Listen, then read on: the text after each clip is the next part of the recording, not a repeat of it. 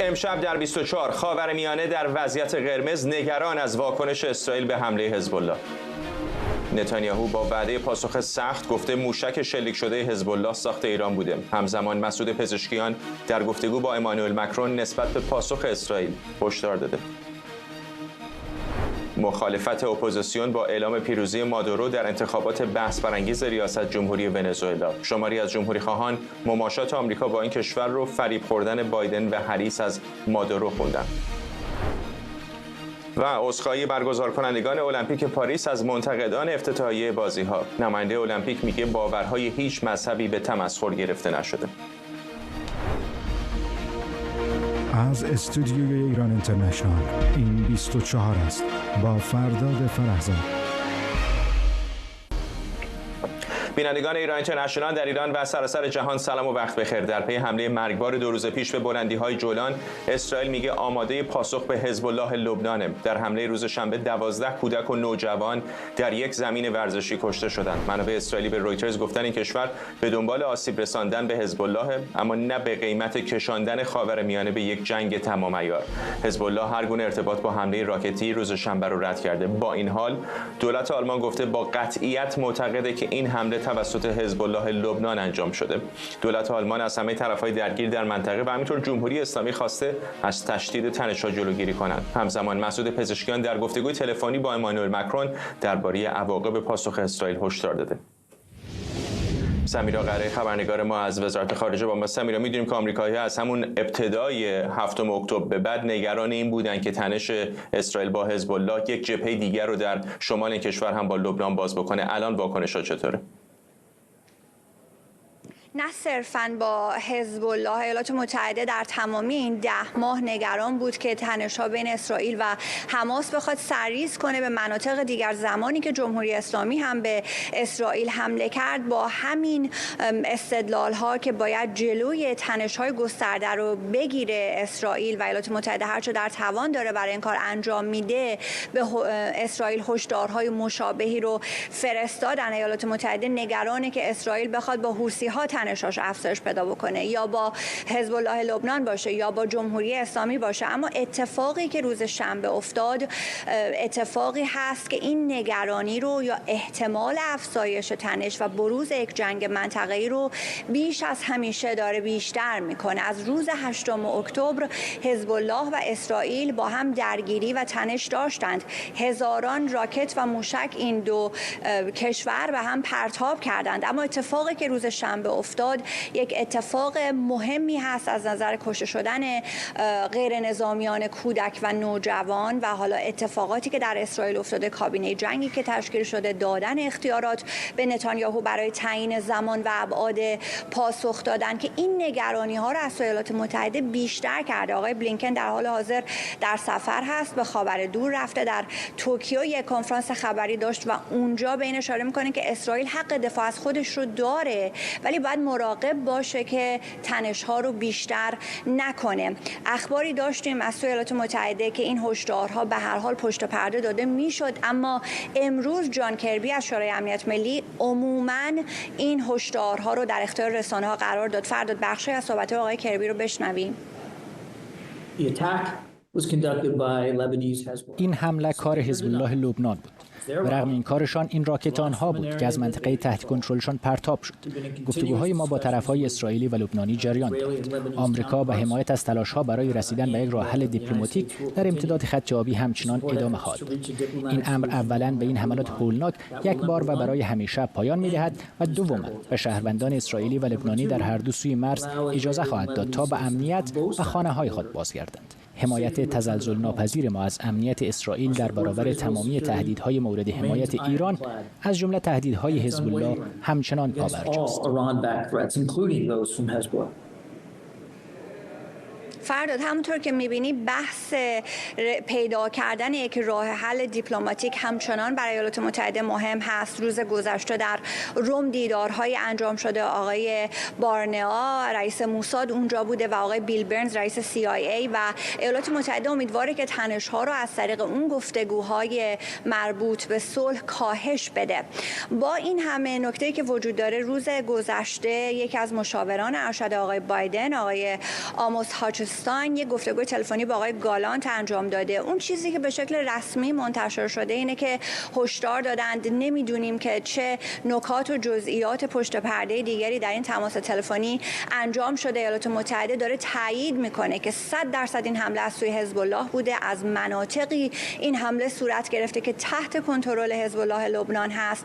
آلمان رو هم خودت اشاره کردی که اونها هم معتقد هستن با این همه حزب الله هنوز قبول مسئولیت نکرده و زیر بار این حمله نمیره. معتقدن جای دیگری رو مورد هدف قرار داده بودن، یک منطقه نظامی اسرائیلی بود. ولی از سوی ایالات متحده ما تایید 100% این رو داریم که حزب الله این کار رو کرده. از طرف دیگه فرانسه هم درگیر هست، درگیر این حالا دیپلماسی اتوبوسی. آقای پزشکیان هم با آقای مکرون روز دوشنبه یک تماس تلفنی داشتند و گفته که اگر که اسرائیل بخواد جواب بده تنش‌ها وارد یک مرحله دیگری خواهد شد. به نوعی ما داریم هشدار جمهوری اسلامی رو هم میشنویم، جمهوری اسلامی که از حامیان درجه 1 حزب الله لبنان هست و موشکی هم که راکتی هم که ازش استفاده کردن روز شنبه ساخت جمهوری اسلامی بوده. کشور آلمان، کشور فرانسه، اینها هم درگیر این هستن که با طرفین صحبت بکنن. منابع آگاه هم وال استریت ژورنال ساعتی پیش خبر داده بود، میگند که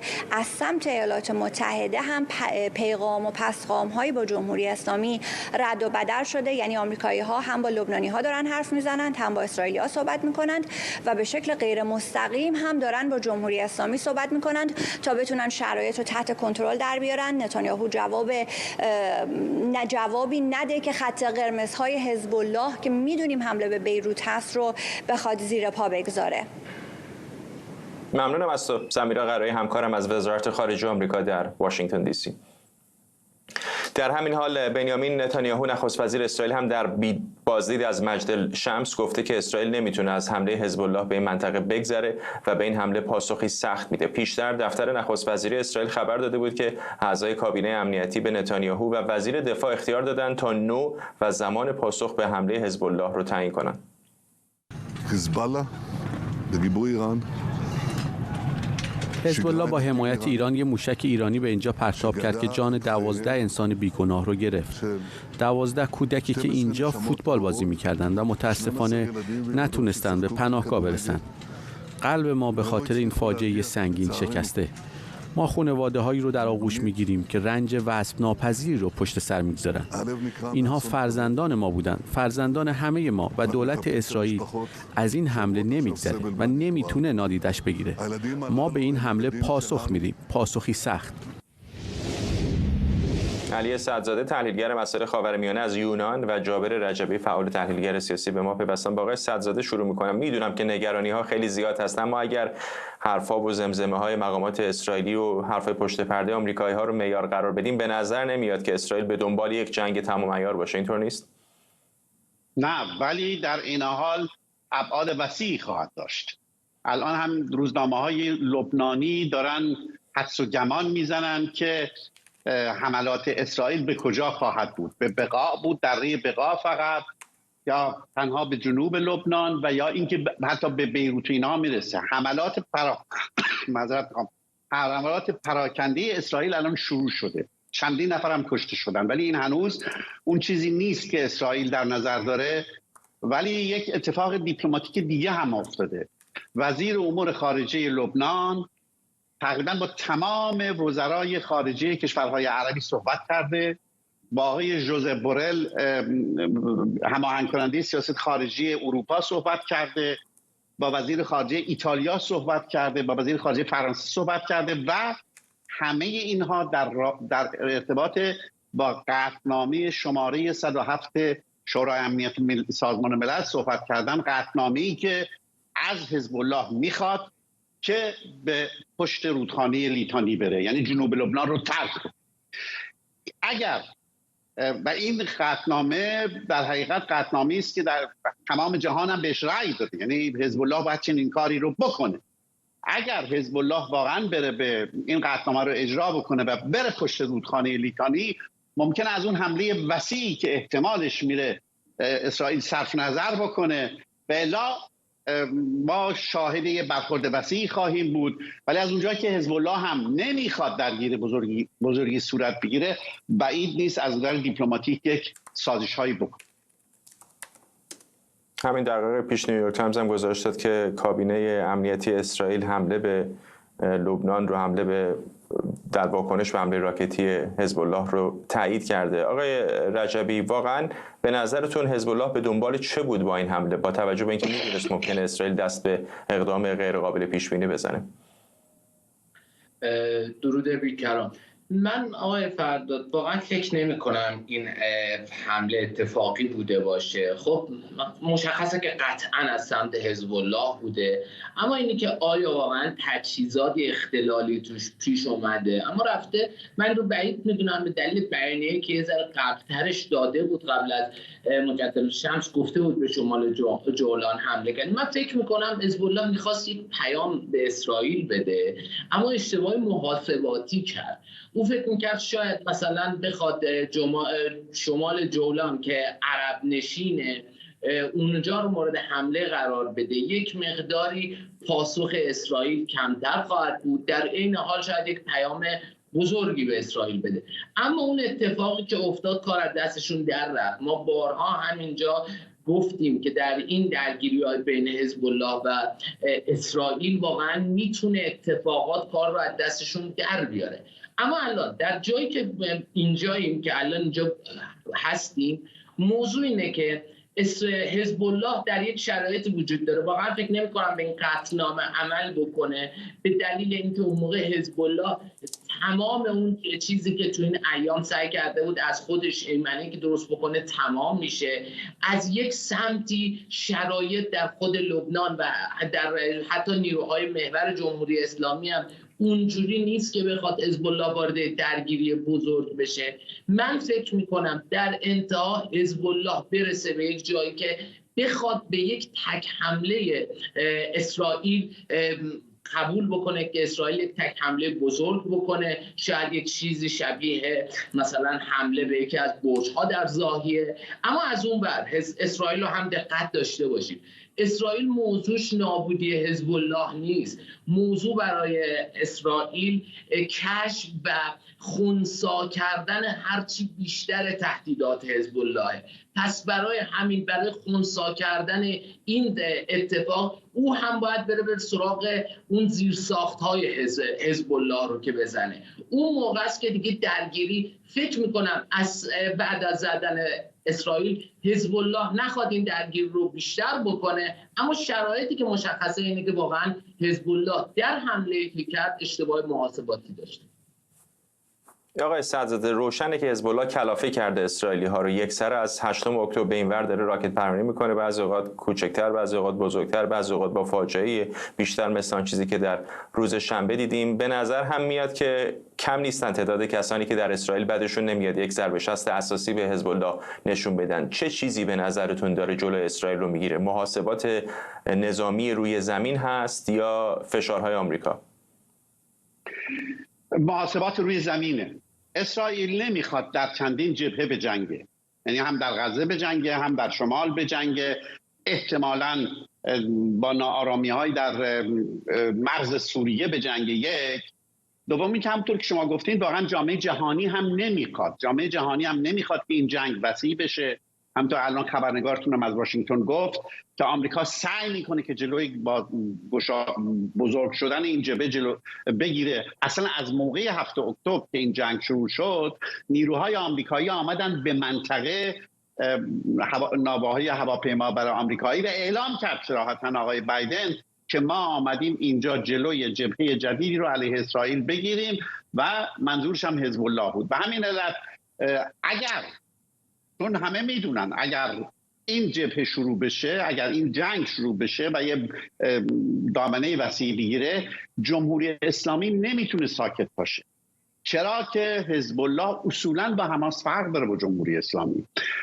حزب الله فرزند دردانی، عزیز دردانی جمهوری اسلامیه و بنابراین همونطوری هم که شما از پزشکیان امروز نقل قول کردید، حتی پزشکیانی که میگن معتدل هست اونم اعلام کرده که تبعات بسیار سنگینی برای اسرائیل خواهد داشت. یعنی جمهوری اسلامی مجبور به عکس العمل میشه. عکس العمل جمهوری اسلامی باعث درگیری‌هایی در عراق و در سوریه و در یمن و جاهای دیگه میشه و به جایی میرسه که اصولا احتمال داره شرایط از کنترل خارج بشه و این از خارج شدن کنترل شرایط در تمام منطقه خواست هیچ کسی فعلا نیست. حتی خواست آلمانی که اعلام کرده که ما به قطعیت میدونیم که ایران به اصطلاح این پشتیبانی حزب الله است، موشک‌هایی که حزب الله زده مال ایرانه و غیره. و یک چیزی هم کوتاه اشاره بکنم، حزب الله مثل که داره میدونه که این حملات شروع خواهد شد. همین الان خبر میرسه که نیروهای حزب اللهی شروع کردن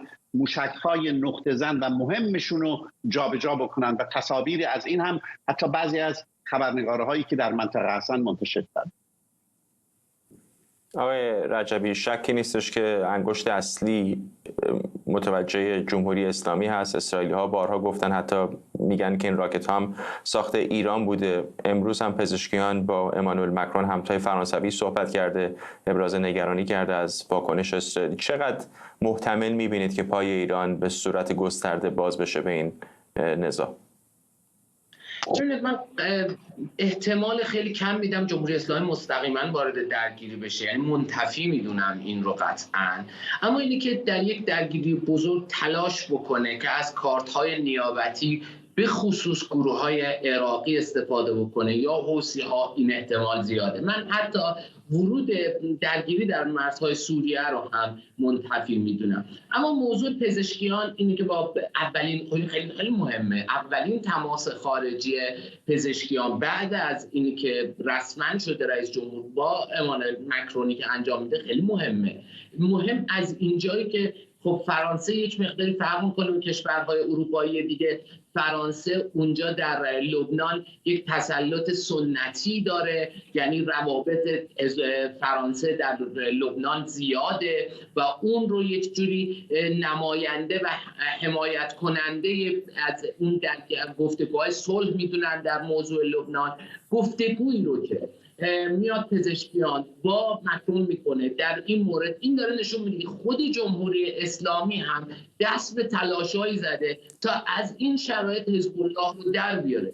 درسته حزب الله موشک زیاد داره، حزب الله قدرت نظامیش به اندازه یک کشوره، اما در جبهه داخلی لبنان ما یادمون نره جنگنده های اسرائیلی اگر الان کنار حمایت هوایی آمریکا پیش بیاد که احتمالش خیلی زیاده در یک درگیری نامحدود آمریکایی‌ها برن کنارش، اون موقع حزب الله دیگه نمیتونه جلوگیری بکنه از اون چیزی که مثلا مثل غزه پیش اومده، چون دیگه در موضوع لبنان نیاز نداره حزب اسرائیل بخواد سرباز بفرسته که درگیری پیش بیاد. احتمالاً با یک مثلا چند ساعت پروازی میتونه یک چیزی شبیه غزه رو رقم بزنه. اینجاست که جمهوری اسلامی به نظرم تا الان وارد میدان شده تا یک مقداری از فشار حمله‌ای که به حزب الله میشه با تهدیدات کم بکنه. اما اینی که در واقع واقعا خودش وارد میشه، من این رو منتفی میدونم، حتی مرز سوریه رو، اما حتما از نیابتی‌ها استفاده خواهد.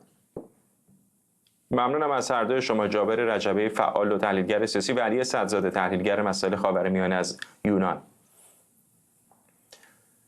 نیکولاس مادورو در حالی به عنوان رئیس جمهوری جدید ونزوئلا معرفی شده که همزمان اپوزیسیون هم مدعی پیروزی در انتخابات این کشور و نتایج رو زیر سوال برده. بعد از انتخاباتی پرتنش و جنجالی، نهاد انتخاباتی ونزوئلا گفته مادورو با کسب 51% آرا برای سومین بار به عنوان رئیس جمهوری این کشور انتخاب شده. اعلام این نتیجه مخالفت‌هایی رو در داخل و خارج ونزوئلا به دنبال داشته. مخالفان بعد از سالها تحریم تصمیم گرفته بودند در این انتخابات شرکت کنند. تا همین لحظه ما حمایت‌های بسیار شفاف، قاطع و مهمی از بسیاری از رؤسای دولت‌ها در کشورهای مختلف دریافت کردیم. اونها میدونن چه اتفاقی در ونزوئلا افتاده و میدونن که نقض اراده مردم چه نتایجی برای کشور ما و منطقه‌مون خواهد داشت. چیزی که در کشور ما اتفاق افتاده یک جنبش اجتماعی گسترده است که اونها نمیتونن متوقفش کنن. ما یک جنبش مدنی و صلح‌آمیز هستیم و به کارمون ادامه میدیم تا زمانی که حقیقت رو پیروز کنیم. و حقیقت پیروز میشه. مارکو روبیو سناتور جمهوریخواه از کاهش تحریم‌های آمریکا علیه ونزوئلا انتقاد کرد. آقای روبیو در شبکه اجتماعی اکس نوشته بایدن و هریس به طور گسترده تحریم‌های ترامپ علیه رژیم مادورو رو به عنوان بخشی از به گفته او توافق برای انتخابات کاهش دادند. سناتور روبیو انتخابات ونزوئلا رو یک تقلب کامل خونده و گفته این واقعه آخرین نمونه از اینه که نشون میده چطور دشمنان به گفته او آمریکا در 4 سال گذشته بارها و بارها بایدن و هریس رو فریب دادن. خبرنگار ما آرش علایی از کنگره آمریکا با ماست. آرش، آقای مارکو روبیو اتفاقا خیلی حساس است روی موضوع ونزوئلا، به خصوص که فلوریدا میدونیم بیشتر از هر ایالت دیگری در آمریکا میزبان ونزوئلایی ها هست. دیگه چه واکنش‌هایی دیدیم در کنگره آمریکا به انتخابات این کشور؟ خب هر دو سناتور فلوریدا، هم آقای مارکو روبیو هم سناتور ریک اسکات از حزب جمهوریخواه واکنششون دادن. آقای ریک اسکات هم در پیامی در شبکه اجتماعی اکس تبریک گفته به مخالفین و اپوزیسیون و گفته است که دولت مادورو باید کنار برود چون تقلب کرده است. ایشون آقای ریک اسکات یه پله هم بیشتر از آقای مارکو روبیو رفت در این زمینه و گفت خودش گستردگی این که مخالفین شرکت کردن، اپوزیسیون چقدر حمایت کرده است از این انتخابات و قول‌هایی که قبلا دولت مادورو داده است برای شفافیت در مورد این انتخابات، خودش نشان دهنده این است که این تقلب اتفاق افتاده است. دولت بایدن ولی وزیر امور خارجش یک قدم عقب‌تر از سنا و حداقل جمهوریخواه به نظر می‌آید دارد الان موضع می‌گیرد. آقای انتونی بلینکن بدون اینکه از تقلب سخن به میان بیاورد گفته است که شفافیت در این انتخابات کم بوده است و ناظران بین‌المللی قانع نشدند و اینکه دنیا دارد نگاه می‌کند به این انتخابات و از دولت نیکولاس مادورو خواسته است با انتشار آمار و نتایج و جزئیات در مورد این انتخابات شفاف سازی کنند. اما واقعیت این است که از همون زمانی که آقای مارکو روبیو سناتور فلوریدا میگوید دولت بایدن تصدیگری کاخ سفید رو بر عهده گرفت، در قبال ونزوئلا و جمهوری اسلامی تقریبا یک سیاست مشابهی رو در بین گرفتن، یعنی اجرا نکردن تحریم ها در مورد هر دو کشور، به نوعی دادن مجوزها و معافیت های پشت سر هم، چه به ونزوئلا چه به جمهوری اسلامی، چه در مورد برنامه اتمی جمهوری اسلامی، چه در مورد خرید برق از جمهوری اسلامی از طریق عراق. در مورد ونزوئلا هم در این چند بار دولت بایدن معافیت هایی داده است، معافیت های تحریمی داده است به ونزوئلا، به امید اینکه این انتخاباتی که قرار است برگزار بشود انتخاباتی باشد که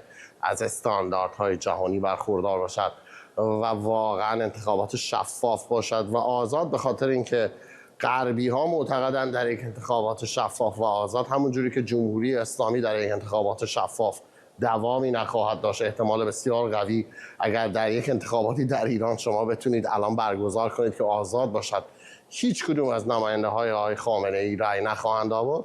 همین داستان در ونزوئلا هست. منتها دولت مادورو و دولت جمهوری اسلامی تا حالا بازی دادن دولت بایدن اون چیزی که جمهوری خواهان میگویند، اون چیزی که در مورد کامالا هریس میگویند که کامالا هریس هم همون راهی رو ادامه خواهد داد که جو بایدن ادامه داده است و اون هم اعتماد کردن به این کشورها، به این سیستم هایی که دروغ میگویند در زمینه انتخابات خودشون. بعداً فشارها دیگه گذشته از دولت آمریکا. اگر شما بخونید لیست رهبرانی که در آمریکای جنوبی حتی تا همین 4 سال پیش خیلی هم از ونزوئلا انتقادی نمی‌کردن به طور عیان، ولی شما مثلا الان می‌بینید دیگه حتی در برزیل هم از این مسئله انتقاد می‌کنن، در کلمبیا، در آرژانتین. حالا کلمبیا و آرژانتین میگید متحدین نزدیک آمریکا هستند، ولی کشورهای دیگر مثل پرو، مثل اکوادور، اینا کشورهایی هستن که بینابین نیستند و در این حال یک کشورهایی هم هستن مثل جمهوری اسلامی، مثل روسیه و کشور بولیوی که گفتن آقای نیکولاس مادورو رو در این انتخابات همراهی خواهند کرد. ممنونم از تو آرش علایی، خبرنگار ما در کنگره آمریکا. برگزار کنندگان المپیک پاریس بعد از انتقادات گسترده از صحنه‌ای در مراسم افتتاحیه که تقلیدی از شام آخر تعبیر شده عذرخواهی کردند. در این صحنه هنرمندان و رقصندگان در پوشش‌های مختلف نشون داده شدند که با واکنش منفی کلیسای کاتولیک و گروه‌های مسیحی مواجه شده. سخنگوی المپیک پاریس گفته این صحنه قصد بی‌احترامی نداشته و هدفش تجلیل از جامعه و تساهل بوده. کارگران مراسم افتتاحیه هم در پاسخ به منتقدان گفتن این صحنه از شام آخر الهام نگرفته، بلکه نمایشی از دیونیسیوس خدای یونانی جشن بوده. مینا خانی فعال حقوق بشر و فمینیست از برلین و فروغ کنانی پژوهشگر و جامعه شناس از فرانکفورت با ما هستن. با خانم کنانی شروع میکنم. خانم کنانی، قرار بر این بودش که سکولاریسم و تسامح و اینها مدارا داشته باشه، ولی چطور هستش که یک طرف حمله میکنه اینقدر به طرف دیگر؟ درود بر شما. ببینید، واقعیت اینه که من فکر میکنم شاید بخش عمده ای از این انتقادها شامل حال این میشد که در واقع یک بحث نوعی داره وارد فضای سیاسی و حتی ورزشی میشه. المپیک به هر حال یک اتفاق ساده نیست، یک اتفاقیه که اهمیتش رو حتی در فضای سیاسی جنگ‌های همین اروپا هم نشون داده. دقت کنید که تاریخچه این پدیده از کجا میاد. و حالا در واقع المپیک احتمالاً به خصوص در کشوری مثل فرانسه که خب سابقه ورود در واقع مفاهیم نو رو به جامعه و به فقط هم بحث جامعه نیست، به فضای سیاسی حتی داره الان سعی میکنه پیشرو باشه. این بحث جدید نیست، ولی من فکر میکنم در افتتاحیه المپیک 24 ما داریم اوج حضور در واقع مفاهیم نوعی مثل میدان دادن و آنچه که تحت عنوان کویرها یا جامعه LGBTQ+ میشناسیم رو میبینیم. چیزی که به قول معروف درسته که برای سکولاریسم باید یک قضیه کاملا نرمال باشه، یک بخشی از آزادی‌های فردی رو در واقع باید شامل بشه. منتها فکر می‌کنم یک بخش کانزرواتیو داره در برابر این مقاومت میکنه. من چک می‌کردم ببینم قالب انتقادها به کدوم سمت و سو بوده. بخش عظیمی از انتقادها همینطور که اشاره هم کردید برداشتی بوده که از این صحنه‌ای که الان هم بینندگان دارن مشاهده میکنن تعبیر شده که این شام آخره و فکر کردن که به سخره گرفتن در واقع باورهای مسیحی هست. باید دقت کنید که خب به هر حال مذهب درسته که برای خیلی ها یک پدیده تمام شده است و کسی دل خوشی ازش نداره. من فکر میکنم در سکولاریسم شاید بد نباشه اصلا وارد این بحث نشیم، به خصوص در یک پدیده مثل المپیک. شاید هیچ محلی نباشه برای اینکه مذهبی رو مسخره کنیم. اگر بخوایم مسیحیت رو مسخره کنیم، باید یهودیت رو مسخره کنیم، باید اسلام رو هم مسخره کنیم، باید بودایی ها رو هم مسخره کنیم. فکر می‌کنم این شاید بخش از این انتقادات وارد این بحث میشه که اصلا چرا باب مسخره کردن یا در واقع برداشت تمسخرآمیز از این قضیه باشه. مطابق خب دیدید که دایرکتور المپیک اومد، آقای جولی اومد و اصلا این پدیده رو رفت که ما برداشتمون از یک الهه‌ای بوده که خشونت بین انسان‌ها رو همیشه مورد انتقاد قرار داده و ما در واقع چون این یه جورایی به الهه رود سن هم معروف بوده، ما در واقع خواستیم اون رو نشون بدیم. سخنگوشون هم که اصلا در یک کنفرانس خبری بلافاصله عذرخواهی کرد. اما با این همه من فکر می‌کنم این نگاه متفاوت به این قضیه در این تصاویر، مثلا خانمی که اصطلاحاً اوورسایز بود یا کسانی که حالا ما تحت عنوان کویرها میشناسیم حضور پررنگ در این صحنه داشتن و بخشی از اعتقادات آقای فراتود به این بود که خب مگه ما در جامعهمون این نسبت رو داریم؟ یعنی مگه در یک میز اگر ما در جمع دوستامون بشینیم مگه ما اینقدر کویر داریم؟ به هر حال یک شعری، یک نسبتی بین افراد غیر کویر و افراد کویر وجود داره که در این المپیک خیلی معتقد بودن این رعایت نشد. من فکر می‌کنم بخش عظیمی به این دو انتقاد پرداخته شده بود. یک بخش مذهب که میگفتن اصلا نباید پرووک کنید، به خصوص که خود کلیسای کاتولیک در مورد بحث LGBTQ ها خیلی کوتاه اومده نسبتاً با اون چیزی که فکر می‌کردن بهتر عمل کرده و برای این چرا دوباره به قول معروف آب رو در لانه مورچه مذهب بخوایم بریزیم. و بخش دیگر هم معتقد بودن که این شعر رعایت نشده و من غالب در واقع بحث زیبایی شناختش هم بود که خب یه بخش سلیقه‌ای یا یکی به معتقد زیباست یکی معتقد زیبا نیست. اون به نظر من خیلی اهمیتی نداره. به نظر یکی میتونه خوب باشه، به نظر یکی میتونه بد باشه. اما این دو بحث من میدیدم که غالب در واقع انتقادها رو به سمت این سرمونی، به سمت این افتتاحیه روان میکرد. خانم خانی، چقدر این انتقادا به نظر شما به جا هست؟ نظر شخصی من با سلام شما بینندگانتون واقعا به جا نیست، مخصوصا اگر ما در واقع یه مقدار به فرانسه و اینکه فرانسه رو چی میسازه، ارزش‌های فرانسوی چیا هستن، لایسیته یکیشه. یعنی اونا در مورد سکولاریسم صحبت نمی‌کنن، فرانسوی‌ها در مورد لایسیته صحبت می‌کنن، در مورد برابری صحبت می‌کنن. برابری هم منظورشون برابری تعداد آدم‌ها، این نسبت‌ها نیست. اولا که ما نسبت یعنی دقیقی نداریم به خاطر اینکه جامعه کویر همیشه تحت ستم بوده و به حاشیه رانده شده و بعدم بعضی اوقات این در واقع عوض کردن صحنه که شما در خیلی صحنه‌های جهانی می‌بینید که خیلی تصاویر دیگر جنسگرا محور هستن، اونجا بحث نسبت مطرح معمولا نیست، ولی وقتی شما تصاویر یه مقدار مخالف هنجارهای مخصوصاً مذهبی و ناسیونالیستی رو در واقع میارین توی فضا، همیشه بحث نسبت و غیره و غیره مطرح میشه. من راستش رو بخواید اینجور تحلیل‌هایی که مهمان عزیز برنامه‌تون دارن که خیلی تحلیل‌های خنثایی هستن، راستاً خودم به شخص متوجه نمیشم. من فکر می‌کنم که اگر ما در لحظه‌ای که به شارلی ابدو حمله شد فکر کردیم و گفتیم و خیلی‌ها گفتن، خیلی ایرانی‌ها گفتن که در واقع کنار شارلی ابدو میستن به خاطر اینکه اونها این حق آزادی بیان بی‌نهایت رو باید داشته باشن که بتونن به گروه‌های اسلامگرایانه افراطی در قالب طنز، در قالب هنر حمله کنن. شارلی ابدو یه نشریه خصوصی است، میشه باش با رویکردش مخالف بود ولی در کنارش ایستاد و از آزادی بیانش دفاع کرد. المپیک یک مراسم جهانی است که تمام کشورها شرکت دارن و در این تصویری که دیدیم، یعنی کمتر کسی اگر یکی از تابلوهای شام آخر رو دیده باشه تصور نمیکنه که این اشاره به اون هست. و من میدونم شما هم میدونید مثلا همچین شوخی رو با مسلمانان یا یهودیان یا حتی با دیگر باشان نمیکنن در مراسم این چنینی. چرا فکر میکنید که باید چنین حجمی از تمسخر یا شوخی رو مسیحیان بپذیرن؟ من نمیگم مسیحیان باید بپذیرن، من میگم همه باید بپذیرن و من نمیام نسبت نقدم رو تغییر بدم چون یه عده دیگه، یا نمیام موضع خودم رو تغییر بدم چون یه عده کمتر میپذیرن یا یه عده بیشتر میپذیرن، یا اگر به آزادی در واقع بی نهایت هنر، یا برای اینکه این چیزی که ما دیدیم که ورزش نبود، این هنر بود. این یه شکلی از خیلی از برنامه‌های ورزشی جهانی هم با در واقع هنر شروع میشن. اینم چیز جدیدی نیست، با موسیقی شروع میشن، با هنر شروع میشن و فرانسه و فرهنگ فرانسوی اصرار می‌ورزه، کلا کسانی که در رابطه با فرهنگ و هنر فرانسوی کار میکنن اصرار می‌ورزن برای اینکه این آوانگارد بودن خودشون رو به دنیا نشون بدن، حتی نه فقط در نسبت با موقعیت جهانی بلکه در نسبت با موقعیت در واقع توی اروپا. حتی اونا خودشون رو به نحوی آوانگاردتر از بسیاری از اروپایی‌ها می‌دونن، مثلا در نسبت با آلمانی‌ها اونا رو آدم آوانگاردی به نظر فقط شجاعتش در مورد مسیحیانه. واقعا فکر می‌کنید چنین کاری رو مثلا با نمادهای مذهبی مسلمانان می‌کردن؟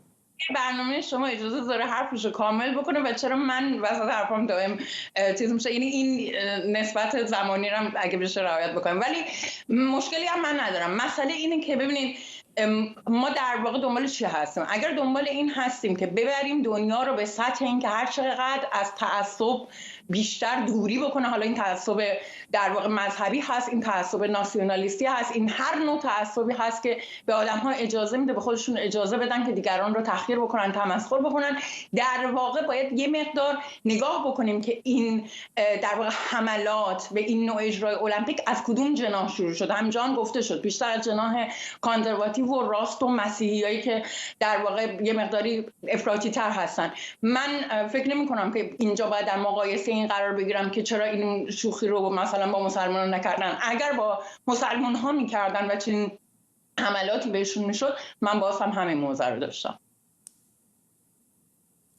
خانم کنانی شما چه فکر میکنید؟ اینکه با این شوخی باید آزاد میبود. حالا خانم خانی دارن اشاره میکنن که در این مورد خاص با مسلمانان شوخی نکردن، اما اگر با مسلمانان یا هر گروه دیگری هم شوخی میکردن اشکالی نداشت، بخشی از هنر هست و کاری آوانگارد.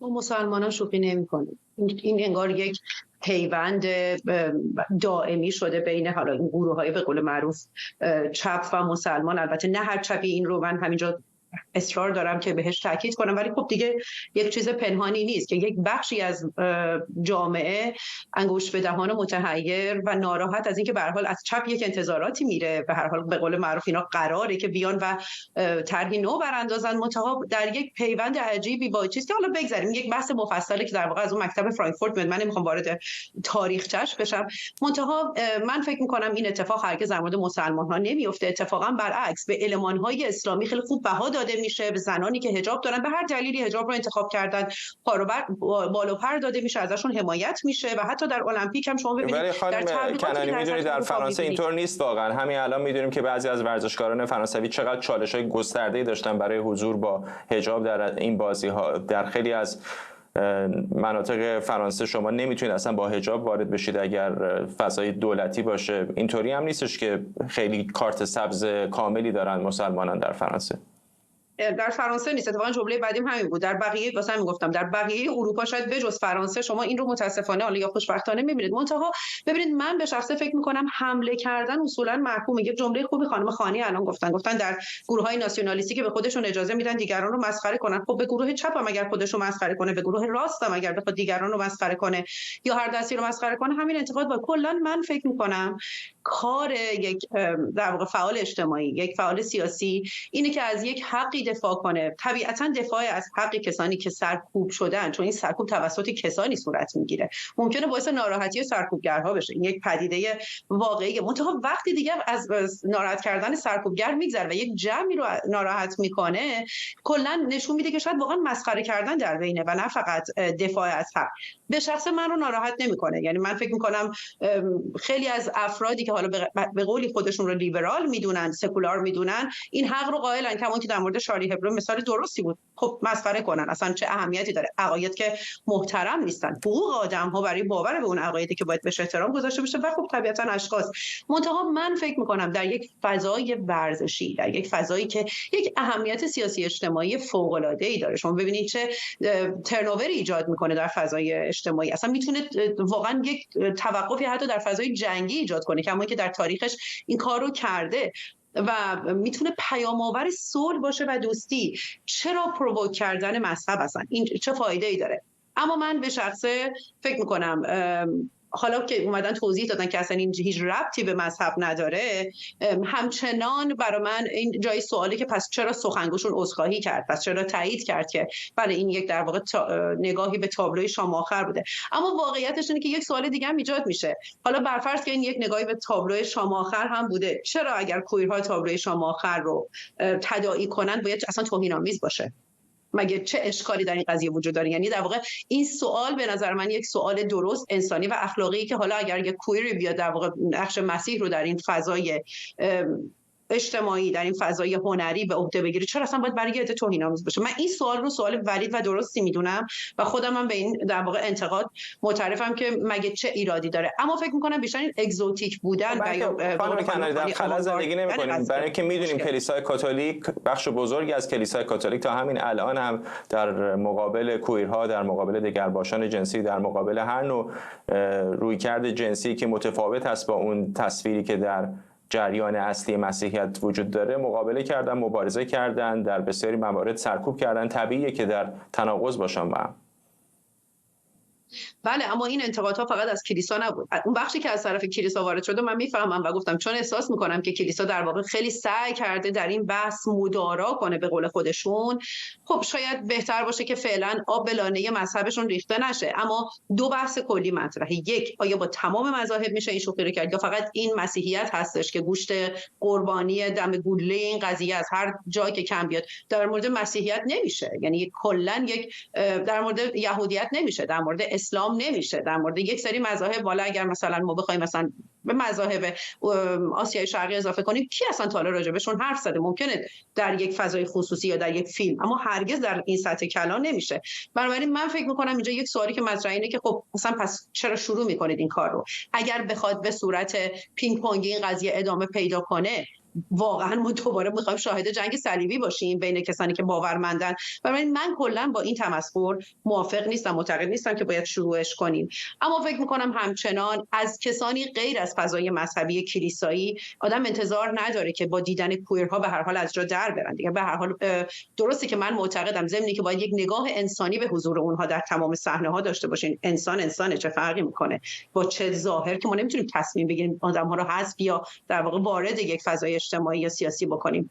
اما در این حال من فکر می‌کنم بخشی از این اعتقادها که خب من در فضای غیر مذهبی هم بسیار می‌دیدم، به این بود که این نسبتی که اینها در واقع پروموت میشن، به قول خودشون، من دارم نقل به مضمون می‌کنم، اون نسبت واقعی که در جامعه وجود داره نیست. یعنی شما به هر حال در اروپای آزاد هم با در همین آلمان برای مثال یک مثال خیلی خوب از یک تقریبا جامعه نسبتاً آزاد به جامعه LGBTQ حداقل برای اونها نسبتاً تاکید می‌کنم ما هنوز باید از کلمه نسبتاً استفاده کنیم، ولی این شعر رو شما نمیبینید. این درصدی که نمود پیدا میکنه در سوشال مدیا، در مدیا، در مثلا یک جایی مثل خانم کنعانی، شما به تئاتر هم که میرید همه خوش صدا هستن، متوسط جامعه که همه خوش صدا نیستن. وقتی یک شو هنریه میشه فهمید که الزاما نمایانگر تمام جامعه نباشه.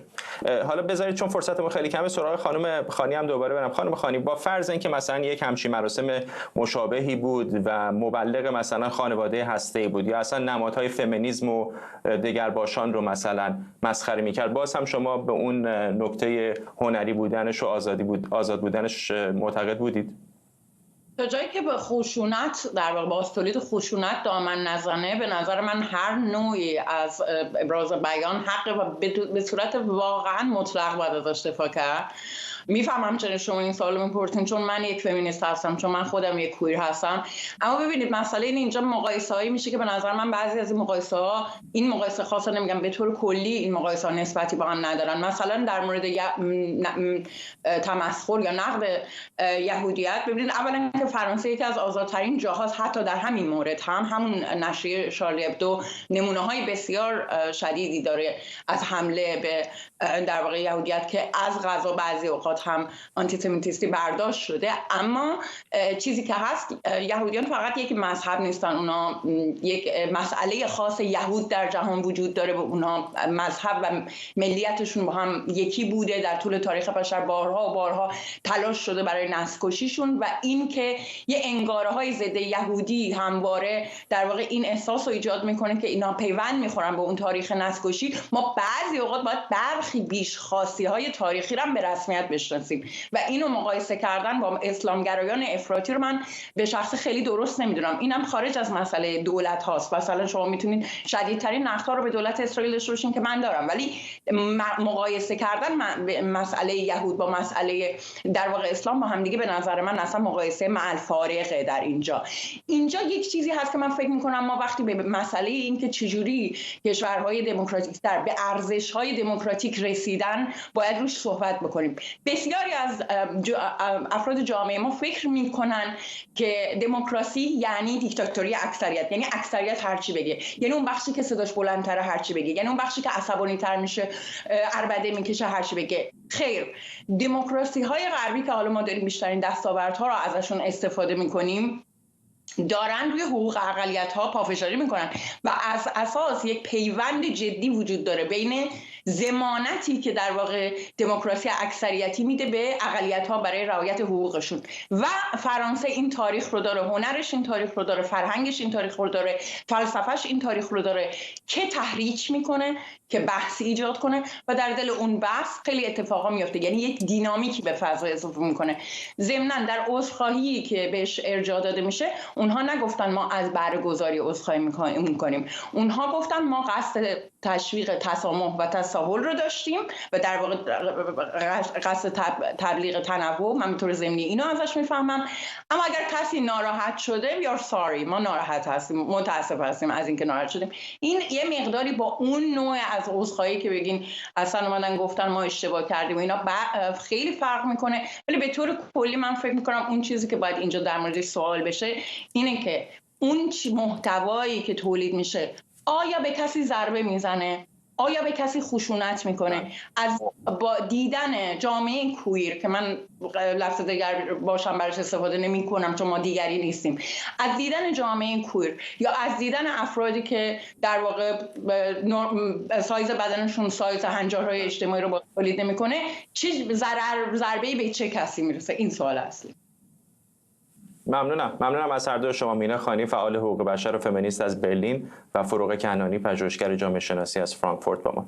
ساعت حدوداً 3:15 در کاراکاس هست. اجازه بدید تصاویر زنده رو ببینیم از پایتخت ونزوئلا، جایی که تظاهراتی در جریان در اعتراض به نتیجه انتخابات این کشور.